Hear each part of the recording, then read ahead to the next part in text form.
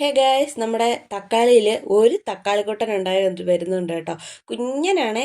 ഞാൻ ഇന്ന് യാദൃശ്ചികമായിട്ട് ഇങ്ങനെ ഇറങ്ങി നോക്കിയപ്പോൾ പൂവാണെന്നാണ് ആദ്യം ഞാൻ വിചാരിച്ചത്. പിന്നെ നോക്കിയപ്പോൾ ഒരാൾ വന്ന് നിൽപ്പുണ്ട്.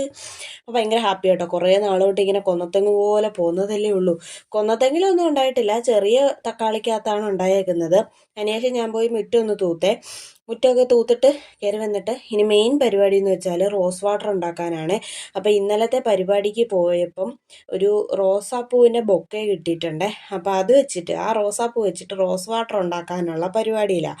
അപ്പോൾ അതിൻ്റെ ഇതളെല്ലാം അങ്ങ് ഇറുത്തെടുത്തിട്ടുണ്ട്. കുറേ നേരം പണിപ്പെട്ടിട്ടാണ് ഇത്രയും ഒന്ന് സെറ്റാക്കി എടുക്കാനായിട്ട് പറ്റിയത്. പുഴു ഉണ്ടാക്കുന്നതൊക്കെ നോക്കി പറയാൻ പറ്റത്തില്ലല്ലോ. എന്നിട്ട് അതിനെ നന്നായിട്ടൊന്ന് കഴുകി എടുത്തിട്ടുണ്ട്. ഞാനിവിടെ റോസ് വാട്ടർ ഉണ്ടാക്കാനായിട്ട് എടുത്തേക്കുന്ന പാത്രം നമ്മുടെ ഇഡലി ഉണ്ടാക്കുന്ന ഇഡലി പാത്രമാണ് കേട്ടോ. അപ്പോൾ അത് നന്നായിട്ട് റോസാപ്പൂ കഴുകി എടുത്തിട്ട് അതിനകത്തോട്ട് ഒരു വളയം ഈ ഒരു തിരിക ഇട്ട് വെച്ചിട്ട് അതിനകത്തോട്ട് നമ്മൾ കഴുകി വെച്ചേക്കുന്ന റോസാപ്പൂ എല്ലാം കൂടെ അങ്ങോട്ട് വാരിയിട്ട് കൊടുത്തു. അതിന് ശേഷം തിളയ്ക്കാൻ നീരാവി വരണമല്ലോ, നീരാവിക്ക് വേണ്ടിയിട്ടുള്ള വെള്ളവും കൂടെ ഒഴിച്ചു കൊടുത്തു.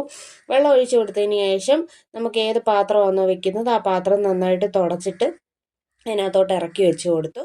എന്നിട്ട് ഇഡലി പാത്രത്തിൻ്റെ അടപ്പ് തന്നെ ഇങ്ങനെ ഇങ്ങനെ തിരിച്ച് വെച്ച് അടച്ചങ്ങ് വെച്ചു. അപ്പം നമ്മുടെ പണി കഴിഞ്ഞു. ഇനി നന്നായിട്ട് തിളയ്ക്കുമ്പം തീ കുറച്ചിട്ടിട്ട് ആ നീരാവി എല്ലാം അതിനകത്ത് വീഴത്തക്കോലെ വെയിറ്റ് ചെയ്തെടുത്തു. അതിന് ശേഷം ഞാൻ നേരെ ജ്യൂസ് ഉണ്ടാക്കാനായിട്ട് പോയി കേട്ടോ. നമ്മുടെ തണ്ണിമത്തങ്ങ ഇരിപ്പുണ്ടായിരുന്നു, കുറേ ദിവസമായി ഇത് വാങ്ങിച്ചിട്ട്. അപ്പോൾ അതും കൂടി അങ്ങ് ജ്യൂസ് അടിച്ച് വെച്ച് കഴിഞ്ഞാൽ ഇന്നത്തെ പണി അങ്ങോട്ട് കഴിയും. അപ്പോൾ ജ്യൂസും റെഡിയായി.